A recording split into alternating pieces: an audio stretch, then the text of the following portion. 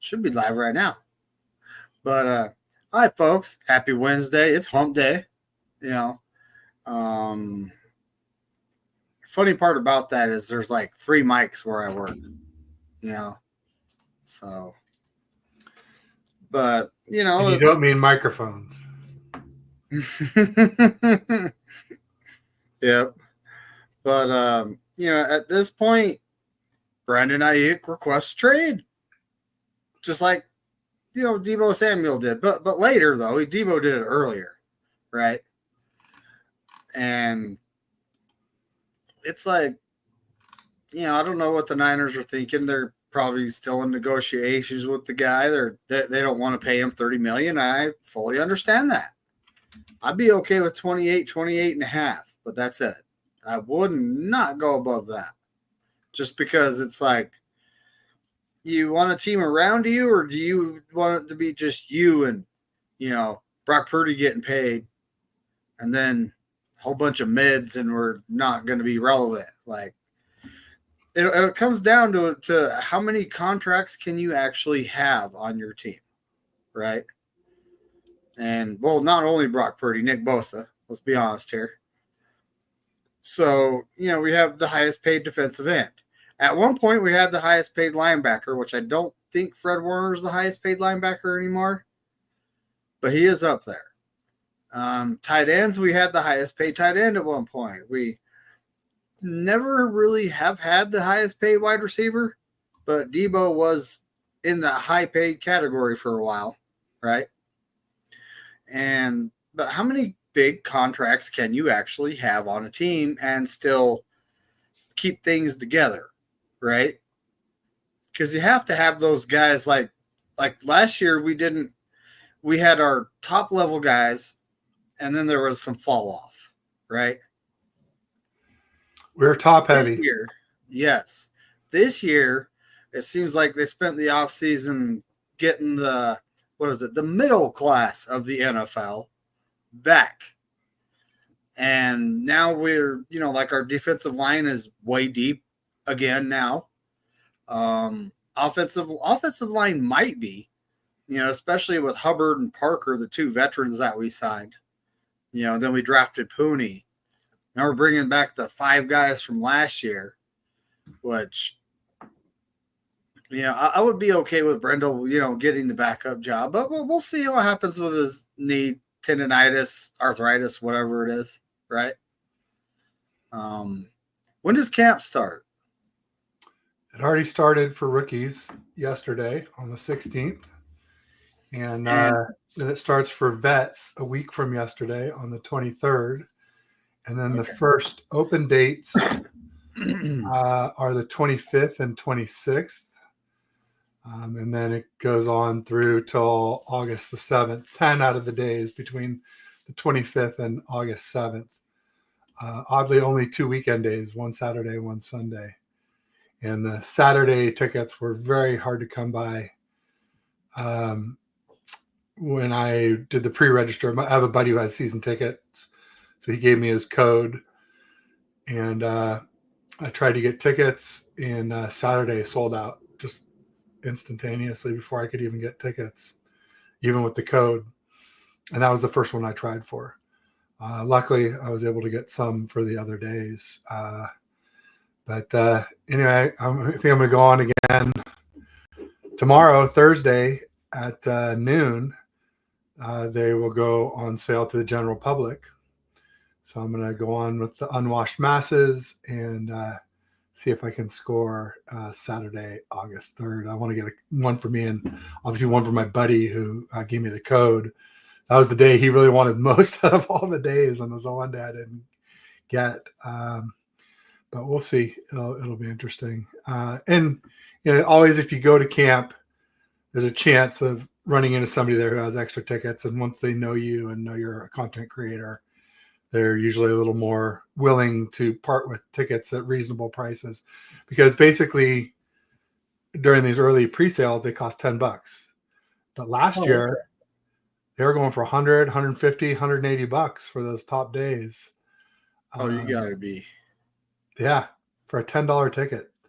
And so, It's I don't think it'll be quite as expensive this year for a couple of different reasons. One big reason is the economy is just not nearly as good this year as it was last year, especially in the Valley. There have been tons of tech layoffs, tons of biotech layoffs, both hitting the Bay Area really hard. And then also there's a lot less work from home going on now as there was a year ago. So like a lot of people working from home from training camp won't be there this year. And then, another reason is, Trey Lance isn't there, right? I mean, I think a lot of us, I'll include myself, obviously, we all know, I thought that it was going to be more of a competition between Trey Lance and Brock Purdy, or at least Trey Lance and Sam Darnold, but none of that really happened. There was never. I'm going to go out and just go ahead and say there's never been a QB competition with Kyle Shanahan as our head coach. There have been appearances of some, but it really seems like he sort of made up his mind before any training camp ever began, and it was sort of a fait accompli. And any competition was sort of a sham, I would say. And that's the thing about training camp, folks. Yes, we're talking about practice, but it's still exciting to get football started and going, right? Absolutely.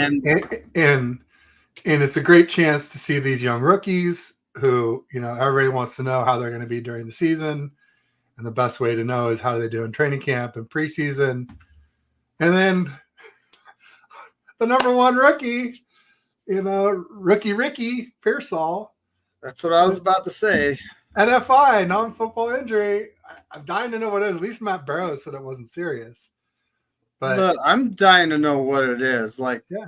And how? Did he stub his toe on a shopping cart? I mean, riding motocross dirt bikes like Madison Bumgarner a few years back?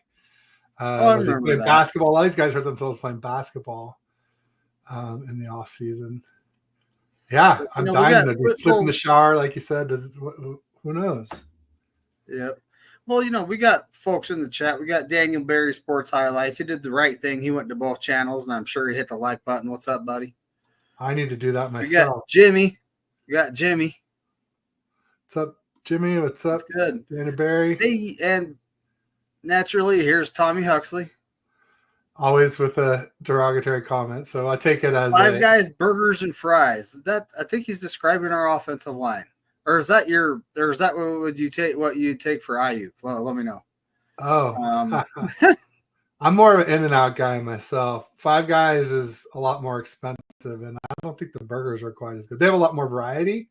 I will give them that, like bacon and mushrooms and a lot more things you can put on Five Guys. But man, it costs at least twice as much. If I'm paying that much, if I'm paying Five Guys prices, take me to Shake Shack instead. I think they have a better burger than In-N-Out or Five Guys, but it costs about the same as Five Guys.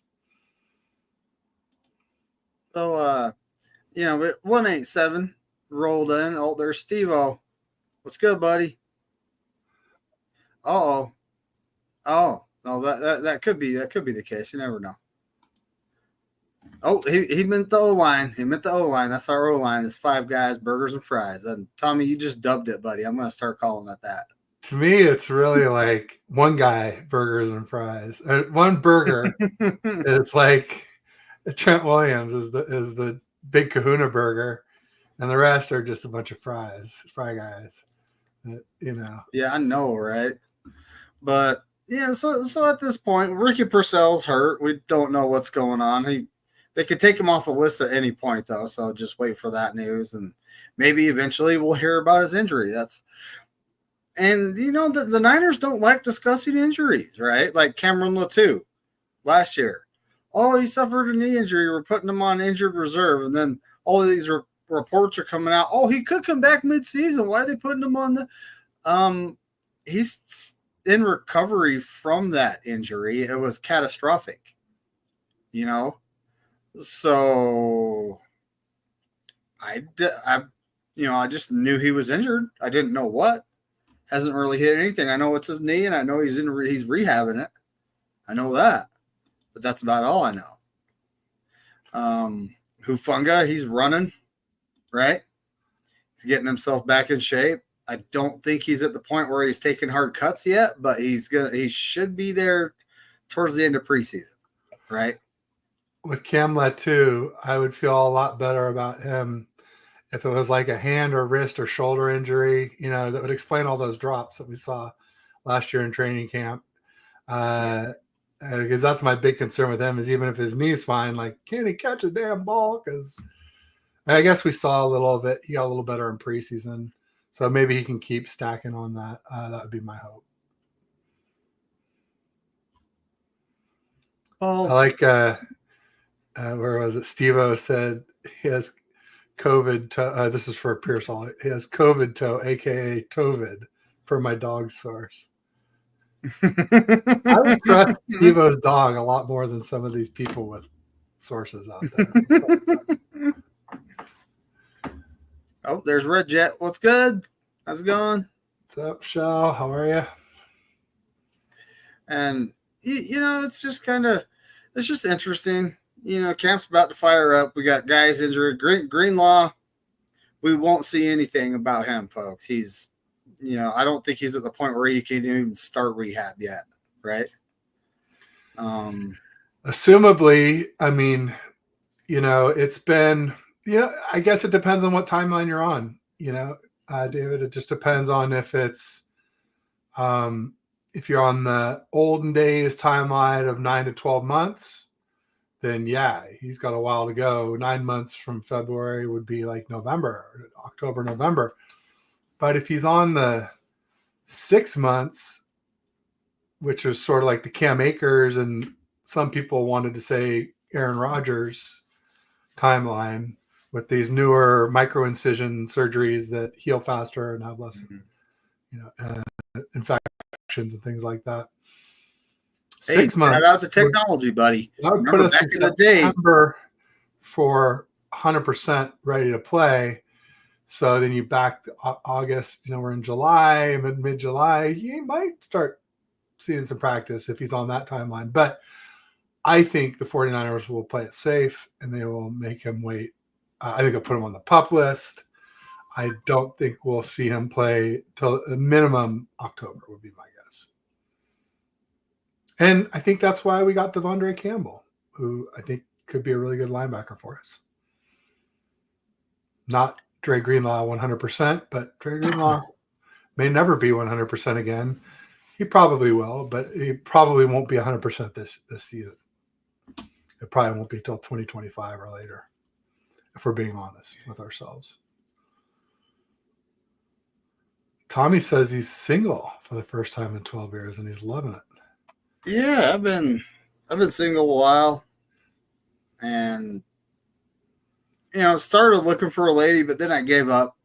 I said, nah, like, I don't know why, but it just didn't work out with the ladies I was dating. And then ones that you talk to for a few minutes, it's like, what in the world is going on here? This seems like a job interview, A date interview. And now it's like, I am dating a lady, but it just kind of happened. It's nothing I was searching for. But that's the best way. It is. It is. A lot of times, I said I give up, and then here it goes, right? Friends and family, referrals can be the best, rather than just swiping right. Didn't mean to show that. And and honestly, I shouldn't really talk about swiping right because I've been married since before all that stuff came about, so I really don't know much about it. But from what I hear from people, it just sounds like a big mess. The internet dating. I'll tell you right now, I tried online dating, but it is it's kind of a joke. It's like, I did it very local to my area, and I'm talking to a lady, and she's like, "Oh, well, I'm in New York." Well, I put like a 50-mile radius, and it says you're in this city in my state. What are you like? It just didn't. I ran into that a lot, and it's like, how am I ever supposed to actually meet you? But yeah, it's just one of those things. Just let it naturally happen, right? Totally. Oh, here we go. Biggest 49er fan is in the house. Jim Everett the Great. What's up, buddy? Hey, what's up, Jim Everett the Great? I thought one of my admins blocked him, so somebody must have unblocked him. That's good. I'm glad. I've been missing you, Jim Everett, and I'm sorry you got blocked there for a while. So welcome back. And maybe I did it. So what would you take for Aiyuk? Like in a trade? What would I take for Aiyuk? Well, I mean, I think I've been pretty vocal about I would take a really good right tackle. I got James Renal, and he's on his game. Yesterday he was so flustered David Corona by the Aiyuk news that he forgot the spud-faced cabbage liquor intro. And so we were like, what is going on with James? He's out of his mind over there in the UK. So what would I take for Brandon Aiyuk? Yeah, I mean, I would take a really dominant right tackle. I saw somebody right as we were signing on. I don't know if it was right then that they tweeted it, but I saw the tweet right then. It's from early this morning, from 7 hours ago. Somebody asked, would you trade Aiyuk for Davante Adams? And this has been brought up in several discussions I've had with other 49ers fans. Yeah. And my answer is absolutely. I would trade Brandon Aiyuk for Davante Adams. First of all, because I think Davante Adams is under contract, but I just think he's a better receiver. He's a proven wide receiver one in this league. He's been talked about as the best wide receiver in the league. Not recently, not obviously last year with Jimmy G throwing balls all over creation that he couldn't catch. And also Aiden O'Connell, the poor bastard. He had no one to throw to him. And he is older. So, I mean, long term, I don't like him more. Long term, I'd much rather have Brandon Aiyuk than Davante Adams. But this is starting to look like, if we're looking at just this season and trying to win a Super Bowl, I don't see that as a step down. And so, at the very least, if not, maybe even a slight upgrade with Davante Adams. Davante Adams got a couple good seasons left in him, Yeah. I mean, all we need is, I'm just looking at this season. Can we win a ring this season? Because the window's open. And I don't think it slams shut next year when we play Brock, because I think we'll backload that so far that it'll take years to really hurt us a lot. But I do think even if we can pay everyone, which is what everybody looks at first, like you were talking about, how many top guys can we afford? I think it's 5 or 6. You can afford 5 or 6 top guys, top of their market. But the nice thing is that most of those guys that were top of the market when we paid them are not top of the market anymore. Trent Williams is not. Kittle's not. Well, Kittle's still pretty damn close for how long it's been since you paid him. Fred Warner kind of isn't, but he kind of is. Christian McCaffrey definitely is. Who else are we talking about? Juice obviously is, but fullbacks are cheap. Juice is old. Yeah. Trent Williams is up there in age, but he's got a few years left in him. It's like comes a certain point in time where it's like, what are we doing here? But at the same time, I do like Aiyuk, but there's a lot of folks that say we're not a contender without him. I do not agree with that. I do not agree with that either. I think if we can protect Brock better, then we can get a lot more out of the weapons we do have. We don't even know what Ricky Pearsall is going to be like, Jacob Cowing. I still like Conley a lot from last year. I feel like we still haven't really scratched the surface on what he can do for us. And there's still a chance that Danny Gray or Ronnie Bell could turn things around. I'm not going to bank on it, but I'm not going to rule it out either. I would more bet that they won't, but I wouldn't be shocked if one of those two cats, managed to find a spot on the team, especially Danny Gray, since he was a 3rd round draft pick. I think you always get more leeway if you were drafted higher than Ronnie Bell is like a 6th or 7th round draft pick, something like that. And you never know what's going to happen there. I mean, Danny Gray's going into his 3rd season, so that's pretty much it for him. Ronnie Bell, we still have him under team control for 3 more years. Danny Gray for 2, but either one of those guys are on the bubble right now, right? Yeah, I feel like those 2 guys definitely are on the bubble. And I mean, if we sign Aiyuk, then that kind of puts like Debo on next year's bubble, in my opinion, because now we have some contracts coming due and we have to pay Brock Purdy. Absolutely. I agree. I thought all along Debo would be gone June of next year. I still think we'll sign Aiyuk. I think Debo will be gone next June. This whole trade thing, I think it's just another, negotiation tactic. I just don't think Aiyuk has much leverage. I think the Niners, we have him, he's signed. He's signed for his 5th-year option this year. He has no leverage. Yeah. And what I mean is if he holds out for the season, he just lost a season of an accrued season. He will be ours next year on that 5th-year option. Same deal. Nothing changes. And then all of a sudden we can tag him 2 years in a row. He could be a free agent until he's 29. We have all the leverage. Yeah. I agree. The only leverage he has is, maybe I can get the fan base on my side. But he isn't doing that. He's pissing off the fan base. That's exactly it.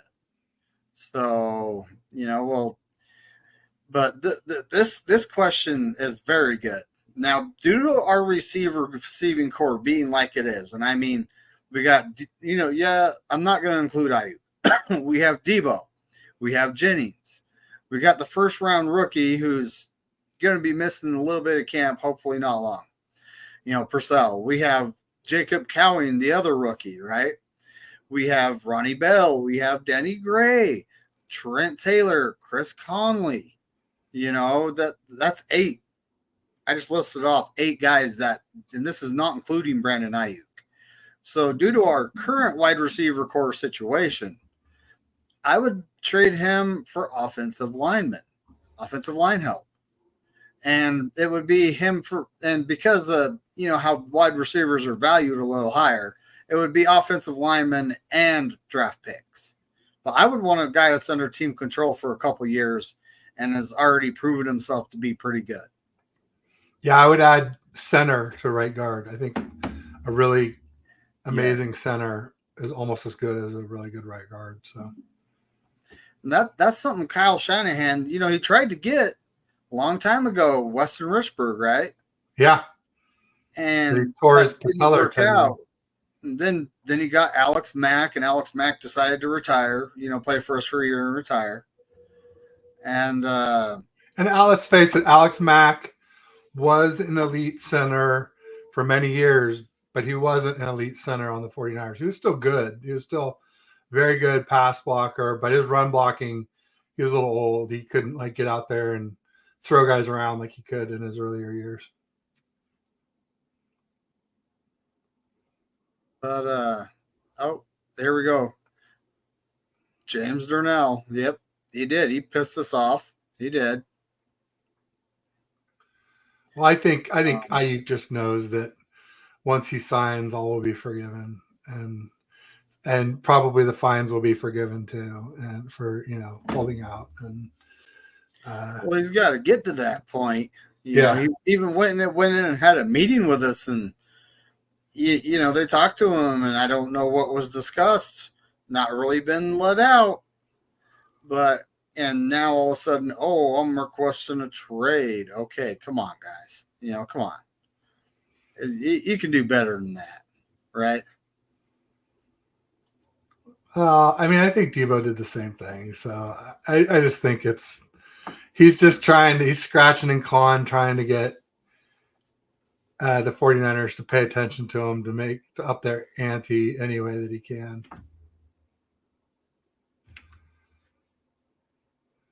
What's up, everybody? What's up, Chad? What's up, Anshul? And this is another excellent question. I love. He's a Steelers fan, so he wants us to say the Steelers, by the way. Dan. And when it comes to the Steelers, it's like, here they are rebuilding their offensive line, right? They did a lot of good work in the draft. A good looking one. Hard to say. They got one of the top centers in the draft. They got Fontenot from Washington, which he was their left tackle, but he wasn't the blindside tackle, right? Right, because that was Rosenberg. Because they had the left-handed quarterback. So Rosengarten was the blind side, and the Ravens ended up picking him up. But I would honestly say if we're taking the rookie offensive lineman, I'm going to be expecting some good draft capital with it because he's not proven. There you go. Right. Aaron's in the house. 49ers First Takes. Hey, Aaron. Good to see you. Ooh, people be commenting. Chat's heating up. It's popping. It's good, Aaron. What's going on, buddy?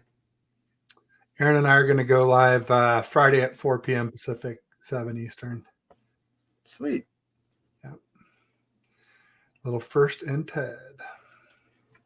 Oh. And that's we were actually talking about that a little earlier. And I honestly, I would be okay with doing that trade. But at the same time, the Raiders, and Steve-O pointed out way earlier what they would have to take. Yes, they did try to trade for Jefferson too, Steve-O. Yes. There it is. That's when I knew they weren't messing around, because you don't keep Justin Jefferson and Brandon Aiyuk. That meant they were. So the Raiders would have to take a $40 million dead cap hit and then pay Aiyuk. Yeah, and yes, it sounds like a Raiders thing. He's so right there, it's not funny. But the Raiders shut it down, right? Would that? Yeah, I mean, it sounds like an old Raiders thing, but I don't know about the new guy, Pierce, right? Isn't that the new coach?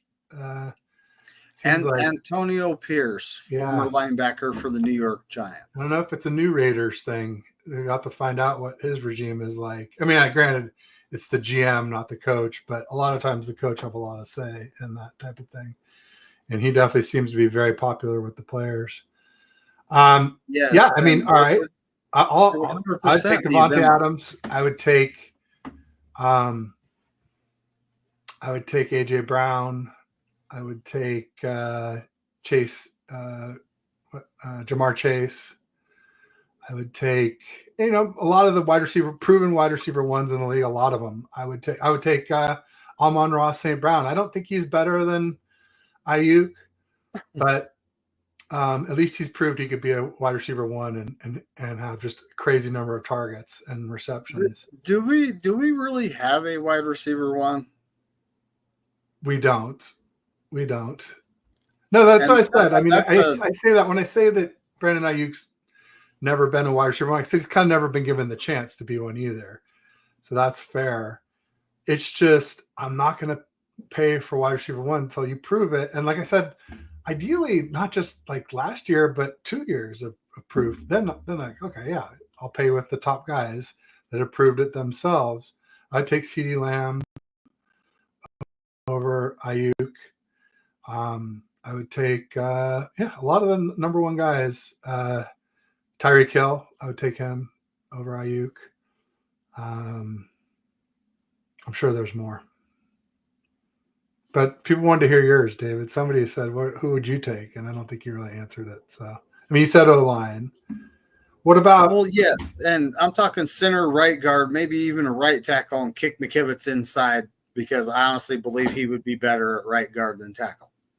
What about a really elite defensive tackle like Chris Jones from the Chiefs? Would you take him for Aiyuk? Mm-hmm. Or like what's Jeffrey Simmons? What's the Simmons guy's name from the Titans? He's a really good D tackle too, right? He is. Jeffrey Simmons. Well, I would have to take a guy like Chris Jones. He's a game wrecker. Yeah. You put him in there with Hargrave, Bosa, and Leonard Floyd, the quarterback's going to have 2.15 seconds. Or what about the guy who was drafted one after Bosa, who went to the Jets, the D tackle, who's really good for them. They have two guys that actually have the same last name. And I know who you're talking about. Yeah, and I'm blanking on his name. But I would take him over Aiyuk. I would take a really great edge player. But it would be like a Bosa-like player, like a top 5, top 7 defensive end edge. And speaking of top 5, did you know that they actually listed Micah Parsons over Nick Bosa? I'd take Micah Parsons over Brandon Aiyuk. I'm not super shocked. I think it could be due to versatility because Micah Parsons plays off the line. He's a little more versatile than Bosa, and he has like crazy pass rush win rate. I think it's because of rushing so much not from a set position against the top pass blockers, the way Bosa does. Wow. But did you know that we had? I don't agree with it. I would take Bosa over Micah Parsons, especially, and that's just play wise. And if you get into like Quinnen Williams, that's the guy's name that I was looking for. Yeah, Quinnen Williams. They also have Hassan Reddick. Did you know that the guy I don't think Hassan Reddick. Well, it's Cleveland Farrell. Farrell. Oh, they have Javon Kinlaw. Cleveland Farrell. Yeah, the Jets have Kinlaw. I would not take him. But Hassan Reddick is kind of right on the edge of like those top edge players that I would take over Aiyuk. I don't think I would take Hassan Reddick for Aiyuk. But again, it doesn't have to mean that they're a better player than Aiyuk or like higher than him on the top 100 list or anything like that. All it has to be for me is a better fit for the Niners for this year to help us win a Super Bowl. That's really all I'm looking at. I'm not looking at the long-term ramifications. That's why Davante Adams, like clearly his shelf life is, likely to be a lot less than Brandon Aiyuk's. And Brandon Aiyuk should play for several more years than Davante Adams at a high level. But for this year and next year, I'd be cool with Davante. And sounds like Aaron would too. Hey, we got Jess in the house. What's up, Jess? That's right. And folks, if you're not subscribed, East Coast Red and Gold will have Brent Jones on tonight. Big 5 p.m. Pacific Standard Time. I think, what is that? Is that 8 p.m. Eastern Standard Time? 8 Eastern, 5 Pacific. Yeah. Yep. 6 year time. Yes, Brent Jones. Like huge. And he's hilarious too. I mean, Brent Jones is like, not only is he smart, he went to Santa Clara U like me, so he's a smart guy, but he's really funny too. And he, hell of a tight end, one of the best ever, one of the best Niner tight ends ever, up there with, obviously Kittle and the great VD. What's life without a little VD, And here we go. Vernon this is Davis. facts, James Durnell. We need room for Brock's new contract, and we don't need a guy like D Ford. And we just got done paying him in 2023. That's done now. Finally, off the books. Well, only to be replaced. Now we're paying Trey Lance to be gone. So $5 million, is it? I think at least 5. Yeah. I was actually looking at some cap things, and last year we were still paying guys like Trey Sermon, and I was like, what? Like, yeah, he was a 3rd round draft pick, but he wasn't. We weren't paying him much more than probably $1.5 million, right? Oh no, it was like hundreds of thousands, like $500,000 or something like that. Because he got a signing bonus, and all right. But I honestly believe that if a team cuts a draft pick, it shouldn't have a dead cap money years after a guy's gone. You shouldn't.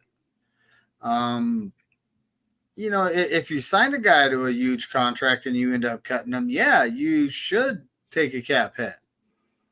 You should actually get a little bit of punishment. But when you're paying all this dead money, again, it hurts the players because now there's not money. Now the money you could be allocating to players is being allocated to dead cap, right? Yeah, I just think it's sort of the price of doing business, and you're going to have a little dead cap every year, no matter what you do. I mean, I'm not saying go get another D Ford. I'm with James Durnall there. I don't want D Ford, but yeah, I mean, every player you pick up, there's a chance that they could either have a legit injury or they could just be like, now it's my time to pretend like I have an injury. And, and some of those things that are hard to tell, are things like backs and necks. And on that note, David Corona was saying that he has surgery August 1st. I do believe that Yes, is for back surgery. So that's very serious. it is. It Wishing is. him the So he best. might. I might be missing him on the show that I got going on later tonight for a Well, while. I hope works out well. Back surgeries are brutal for sure, and the good news is that the technology's gotten a lot better, so not as bad as it once was. So Damien, I think we all do, buddy. I think we all do. And another Lombardi trophy to go in the case. Then while they got it open, they can dust off the other ones real quick, like, get a picture of it so I can do something else back here, put up 6 Lombardi trophies. It's time. I would do something. I would do something like that. I would make It'll be my the own. 30th anniversary, so it's time since number 5. Yeah, I mean it's gonna be a minute, but I am getting. You got the flag. I'm probably getting. At least I think it's that. The UK, is that a UK flag? It is a UK flag. Yeah, I've been flying that for well over a year. I got that. And my plan is it's going right here. I'm gonna get the slightly smaller one because I got these 2 big ones right now. We got the Mexico flag and just the normal. But then I'll put the UK up over here, and I'll move all these cars. They'll be probably below it, somewhere around there. Just redecorate the wall a little bit. It's great. It's a great thing to get for sure. Absolutely. And, George Kittle got one. So definitely time for you to get one too, David. It is. Yeah, I saw George Kittle got one. That's awesome. Yeah, that's huge. But, so camps are right around the corner, right?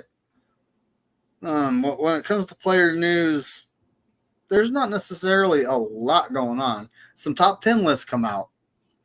And Fred Warner is actually on the top for the linebackers. Second is Roquan Smith. No surprise, right? Not really. And that's how I look at it. Is it's really not. He's a good linebacker. And I think it's a big drop after those 2 too. And so the one that's kind of controversial, and I mean, just because he's a pass catching tight end, he doesn't block, is the tight ends, obviously. Kelce. Kelsey's number 1, Kittle's number 2. This is how NFL execs, coaches, and scouts. And I don't know who they talk to, right? I don't know who these guys are. But so Kittle's number 2, which I honestly he does a lot more than just catch passes. He's our 6th offensive lineman a lot of times. He's run blocking. And he's even blocking for guys downfield that catch passes so they can get more yak. So he does a lot more than just catch pass, right? But then you got we go over to safety. Hufanga is number 9, which I truly Let's stick back with tight end real quick. Let's not gloss over that real quick because I do want to say one thing about that, and that is 3 rings, which is what Kelce has. And yes, and pretty big performances in all those Super Bowls. And so that's really, I think, what kills Kittle is 0-2 in Super Bowls, and really was a no-show. Other than the offensive pass interference play call back in the first one, and then and granted he was open some, and Jimmy missed him. I'm not going to blame him, but people don't pay attention to that. Just like smart people know that Devontae Adams suffered last year because of Jimmy, but most of the people are just like, oh, Devontae Adams, is he washed? So. Anyway, I think that's what plays into it a lot. Is not only 3 Super Bowl wins, but big contributions in all 3 of those wins by Kelce. And so, what's more important than winning a Super Bowl, right? I mean, that's everything. And so, I think that I think until Kittle wins at least 1 or 2 Super Bowls, the whole blocking thing, nobody gives a rat's about it. Especially in an offensive-driven league, passing-driven league. And it's sad because I made that argument for years, but now I'm starting to understand. I just see it like I'll see these things and I'll see what people say underneath, and it seems pretty consistent. Like that's sort of the prevailing wisdom is just like, win some rings, Kittle, have some big performances in those Super Bowls, then we can maybe reassess. My good friend Damien is pointing it out. So I call him James because he's not like Jimmy's a term of endearment, and he's not with us anymore. So he's James. That's how I look at it anyway. I mean, I called him way worse than that when he was here, but now that he's gone, I just call him Jimmy G. I'm like, whatever. I don't have time to call him Garbage Opolo or, I forgot all the different horrible names I had for him, but there was a ton. But I'm trying to just let it go and let his own performance have fallen on his face speak for itself. That's exactly what happened with the Raiders. Remember, all these people, and I mean a lot of 49, not like, I'd say half the fan base, was going, Jimmy wins. He wins games. Yeah. Okay, what happened over there in Vegas, folks? If he's such a winner, why did he get benched for a rookie? He led the league in interceptions. He also led the league in not throwing touchdowns. It was a rough year for JG, porn star Jimmy. Tough scene. Nothing makes me happier, I'll be honest. Yeah. Damon said, you have a point, buddy. He's got a point. Yeah, catching, blocking, and all around. Yeah. Damian Lee says, are the Rams still relevant? I think my shirt says honestly, so. I think they are, but when it comes down to it, I don't think they're the 14-3 team. No. I mean, I think here with the Rams, I think they did a really good job revamping their line. I honestly wish Kyle would learn from Sean McVay and Les Snead about prioritizing offensive line a little bit more than we do. They have really great weapons. They have Cooper Kupp. They have Puka Nacua. They have Kyron Williams, who, when he was healthy in 2023, which is actually quite a bit of the season, he was as productive on a per-play basis as CMC was. And now they picked up Blake Corum from Michigan, who was big play Blake whenever they needed a big play. In those playoffs leading up to them winning the national championship, he was not every time, but I would say more than not, it was Blake Corum who came up with the big plays when they really needed them. And then obviously they got some good tight ends with Higbee, and I forget who else. They signed someone who's not like a superstar, but solid tight ends who can block and catch. And obviously Stafford is a very good QB. So, and then they made some nice looking draft picks on defense, but they have obviously this monster hole to fill with Aaron Donald. So if was still the player we kind of thought he was all along, it'll be really tough for them to compensate for that on their defense. And on top of that, Aaron Donald made all those defensive linemen around him a lot better because of how offensive lines had to account for him. Yeah. Now the Rams don't triple team them on the regular. Yeah, and the Rams don't have that anymore. No. So now they're going to be able to play that defensive line straight up.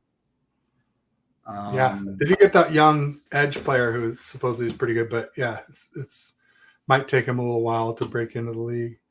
Jim Everett, I don't have him the Rams winning the division, but I have the Rams in second place. I think it'll be Niners, Rams, sweep talks, and then Cards will still be in the basement. They had a lot of draft picks, but they didn't do that great on. And I actually agree with that because the Cards did have a lot of draft picks. The last 2 seasons they've actually done that. They have a lot of young players on their team. it's kind of like a full-on retool rebuild, except for they're keeping Kyler Murray, right? But we'll see how that works out next year or the year after. I'm not sweating the Cardinals this year, although they are pesky. They always have been, but I'm not necessarily sweating them this year. The Seahawks, I kind of feel like Russell Wilson had our number at this point. If we sweep him again this year, I'm definitely going to say he had our number. Yeah, Geno doesn't do so well against Brock Purdy, at least not so far. So we'll see if that continues. No. And they still got some Rams. skills. I had Candace Hagens on, who's a Ethos Seahawks creator. She's great. She's a new mom too, so congratulations to Candace. And she was just basically saying like they have no linebackers and their O-line couldn't stay healthy all last year, and so it's like she's sitting there trying to tell me how they're going to be so good. I'm like, no line, no linebackers. That sounds like some pretty big glaring weaknesses. But obviously they have great receivers. They still have some good tight ends, a good young running back. So maybe they did though. They invested in the O line, and it's like I do wish Kyle would take a page out of that book. But their guys all got hurt. Lucas and Cross got hurt. They got this. I know they got the guy Olu. Oku. It was a Michigan center, not the one we got, obviously. Not Nugent, who we just got. But last year they drafted him in the 5th round, and Olu Atami or something like that. And I know my buddy who played center in high school. When I go to the games with and whatnot, I got my season tickets, buddy. He was crushed that the Seahawks got him because he thought he was going to be a good center. So we'll see. I think the guy might start this year for them at center. Well, this is all yet to be seen. We'll see how the season rolls out. Hopefully both games actually mean something this year. We're not playing our practice squad guys against them in the last game. Oh, we don't play in the last game this year, do we? Probably not. Nope. Got Jason Captain Niner Smash Massey in the house, and Platform 246 Lawrence Jackson Jr. LJJ in the hizzy. That's right. He made a video yesterday, folks. It's kind of short. You should go check it out. But at this point, it's just to hurry up and wait and see how things roll out. We do have some cap money. I'm not sure what number that would be exactly. I could, possibly find out from Jason Hurley at some point. But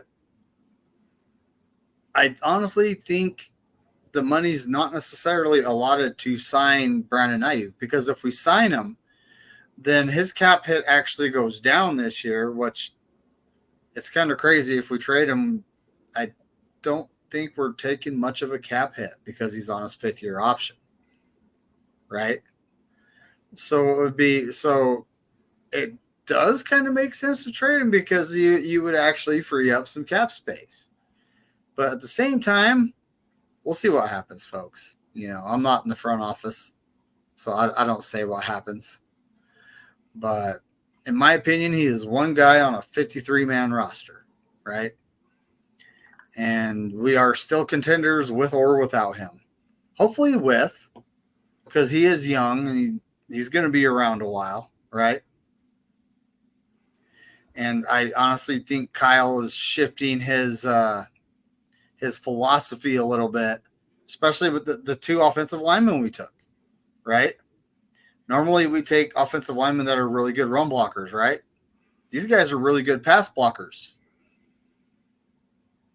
and kind of, decent at run blocking. They're not killer at run blocking like McGlinchey and Burford. Actually, he's a good run blocker, but they're not. It's not necessarily their specialty. Their specialty is pass blocking. So it's kind of a shift starting to happen, and it's all because Kyle found his guy, his quarterback. No, it's good to see.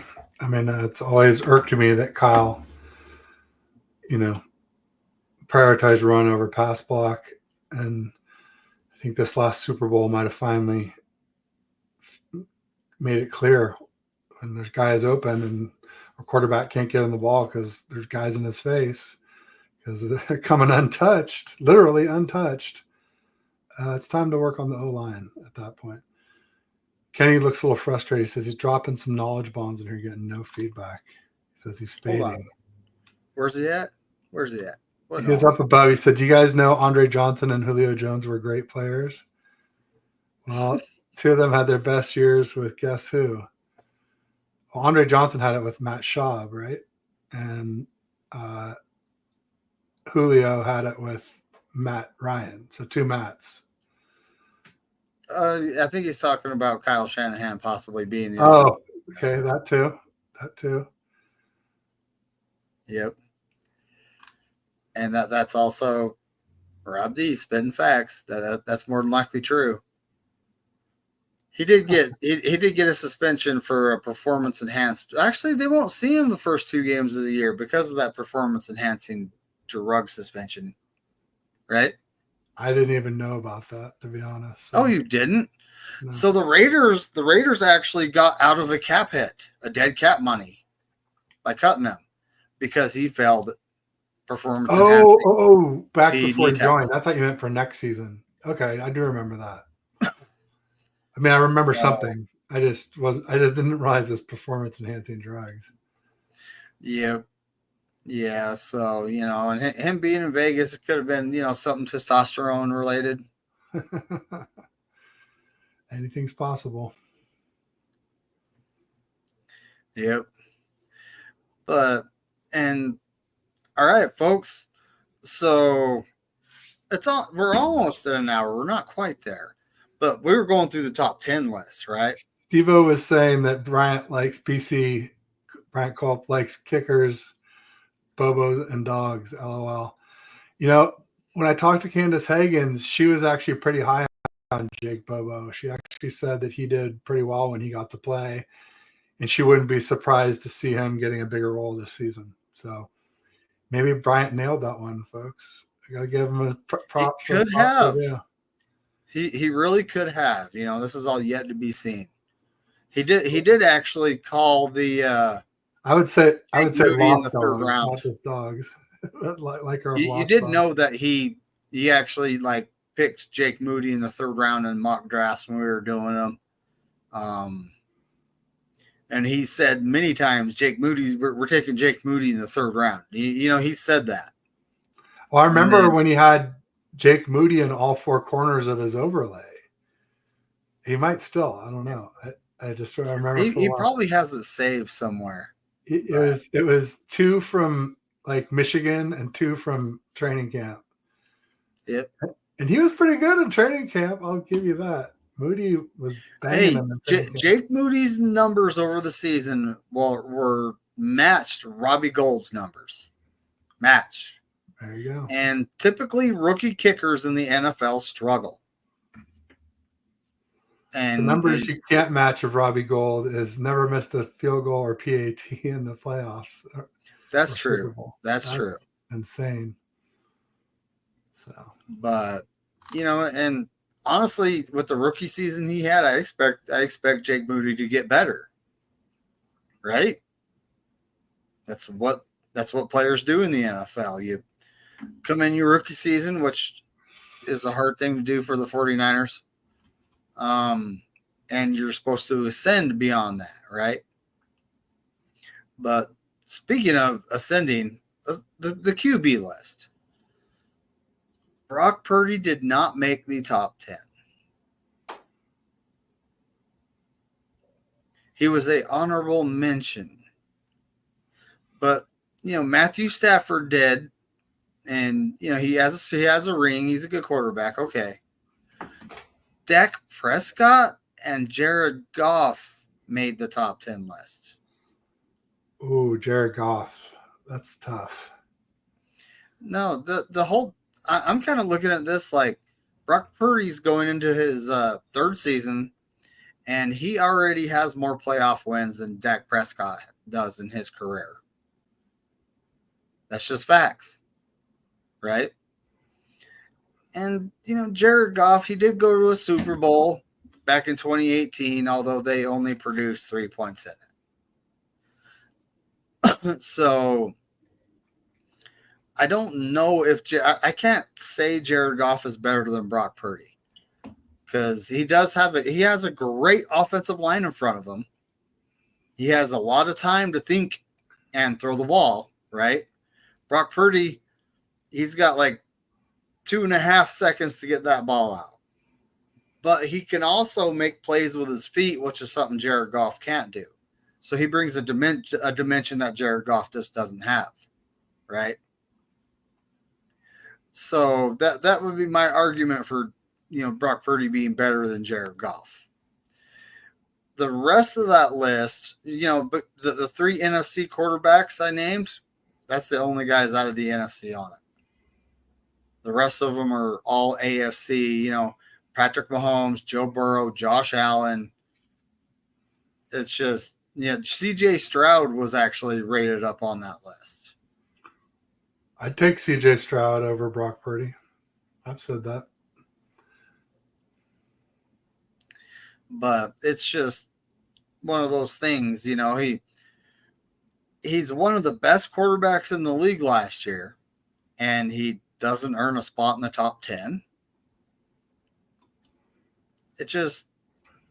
I'm looking at it like, really? But, this is, again, voted on by execs, scouts, and coaches. So I honestly believe Brock Purdy could win 2 Super Bowls and people are still going to find reasons to discount him because, he was the last pick in the draft and, he's small. He wins games, folks. He's a good quarterback in Kyle Shanahan's system. Yes, he is.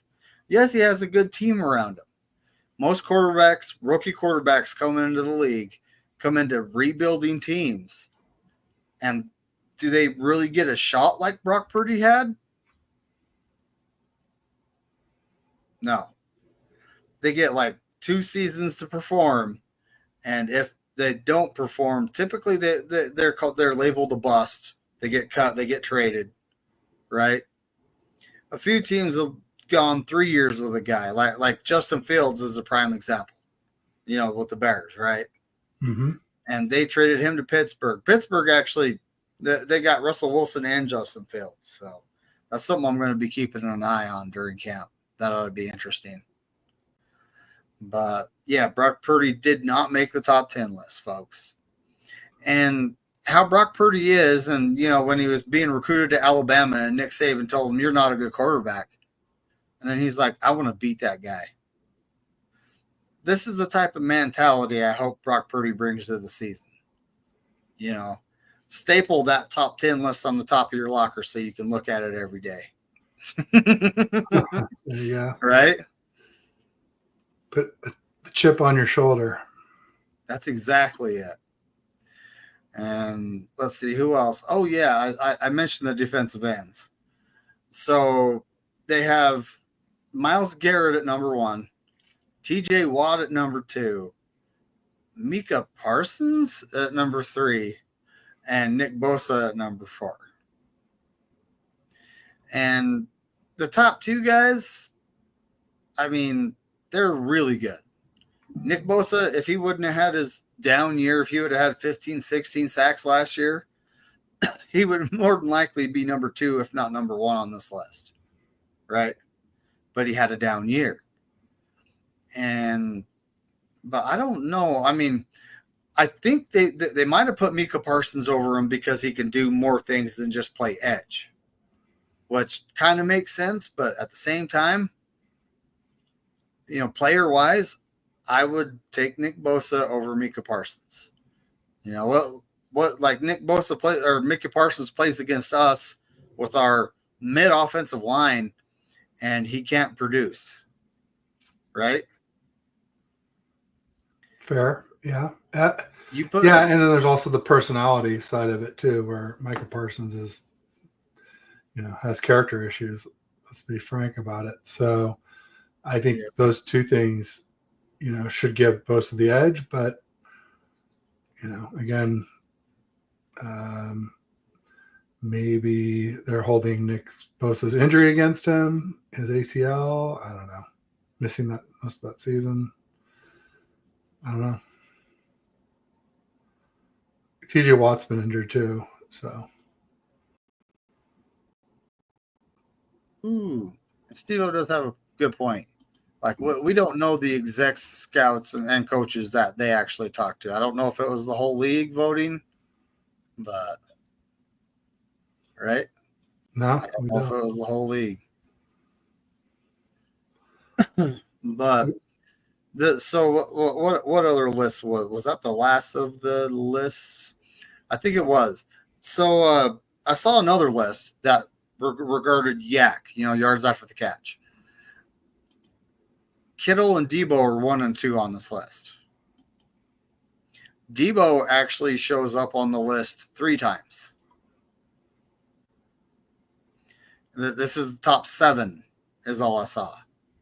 He showed up on that list 3 times for 2021, 2022, and 2023. George Kittle showed up, and he's number 2 on the list. George Kittle is actually number 1. And that was 2018.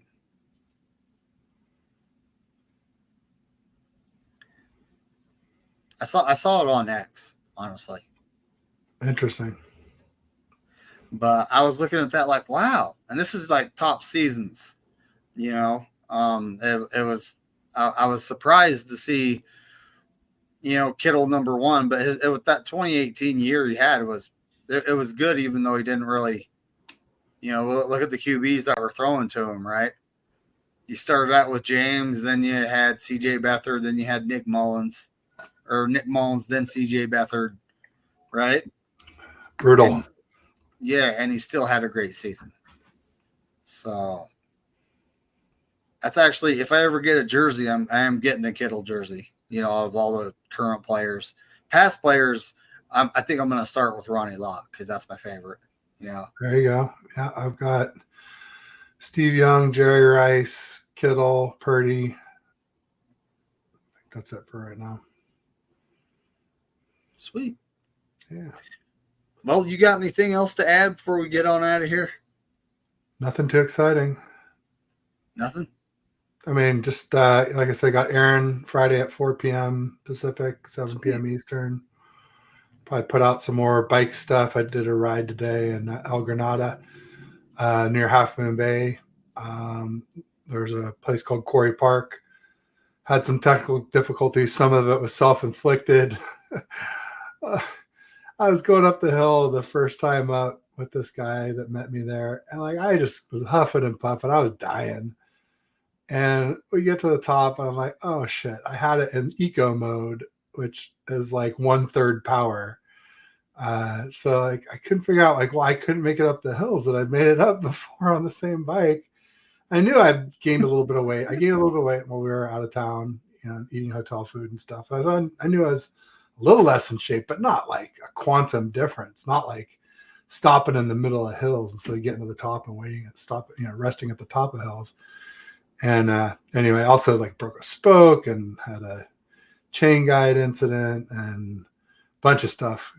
Technical issues went wrong, but made it safe and should have some good video of it.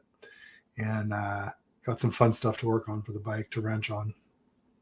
Oh, I had a brake overheat. My rear brake overheated and faded. I was like, oh, my brake pads must be getting low because it's pulling halfway to the handlebar before it engages. And then all of a sudden, I'm getting to the handlebar. Oh, it won't work. I'm trying to stop on some of these trails with only a front brake is really difficult because usually you're skidding your rear brake and then barely, using your front as you can to avoid flipping. And but I did manage to stop and walk most of the way down one of the runs and the trails. And anyway, good stuff. Lots of stuff to work on. Stuff to tweak on the bike. I ultimately need to get a frame mounted battery because Oh, there you go. No, I'm laughing. I biff. I record the biffs for sure. I had two when I was out at Fort Ord, and one of them is in, I think it's in the second video, but it's a long video. It's like a 50-minute video. But if you just look unlike my Niner stuff, with my bike stuff, I actually catalog the times and what happens so that people can skip around and skip the boring stuff. And it says my first fall and my second fall at Fort Ord, I would have definitely showed it. It's just, I use my iPhone on my chest on a cheap chest mount that I bought. And sometimes my iPhone does this weird thing where you hit video, and instead of taking one long video, it like takes 100 1-second to 4-second little clips of a video. Like, I don't know what the hell that is, but it is so annoying because you have to go back and erase it all. And anyway, the other wipeout was in one of those 1-second clips, and I wasn't going to go through like 100 clips to find the one where I wiped out. So I definitely deleted that one. But normally I post it all. The wipeouts are kind of, unless I get hurt, it's kind of fun to show when you wipe out. It's pretty rare. I'm usually, I err on the side of safety. I'm 53. I'll be 54 in September. I'm a big guy. I do wear like steel or metal elbow pads and knee pads. But I got to be available to take care of my kids in the evenings and weekends. So I can't limit myself. When I hurt my calf, my wife was just like, oh man, she was ready to kill me. But luckily it didn't really lay me out for more than a day or two. And it's almost 100%, but it's been like over a month since I did that. And it's still not 100%. Those calf strains or tears or pops, whatever it was. I heard it pop and I was just like, oh man, never heard that before. So I've been about 3 weeks since I broke my finger, and it's getting there, folks. It's getting there. Yeah, you can move it. That's the main thing. As long as it works, you don't have to go get surgery to get it functional again. That's the key. Yep. All right. Well, in a little less than 20 minutes, folks, Brent Jones is going to be on East Coast Red and Gold. So go check it out. Check it out, folks. Good stuff with those guys. Thanks, David. Appreciate you. Get on out of here. Everyone have a fantastic night, and I will be live later with the crew. So don't forget to tune in for that. Peace. Go Niners, and as Corey Davis says, F all.